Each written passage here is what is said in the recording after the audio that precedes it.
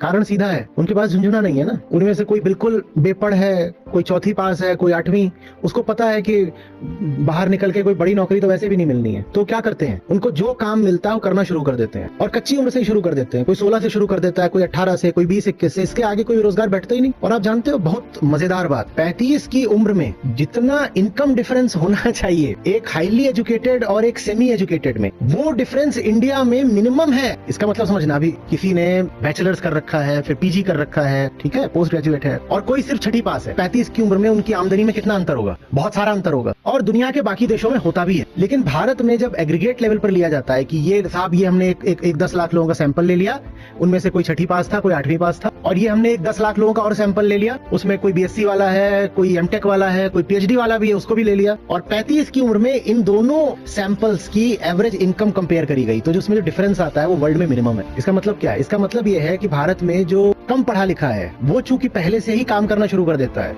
तो 35 की उम्र तक एक अच्छी जगह पर पहुंच जाता है। और ये जितने सरकारी नौकरी वाले हैं, ये सब 30-35 साल तक झुंझुना बजाते हैं, ये उससे भी पीछे हो जाते हैं जो 6ठी पास है। जो कम पढ़े लिखे लोग हैं उनमें बेरोजगारी की दर भी कम है। कारण सीधा है।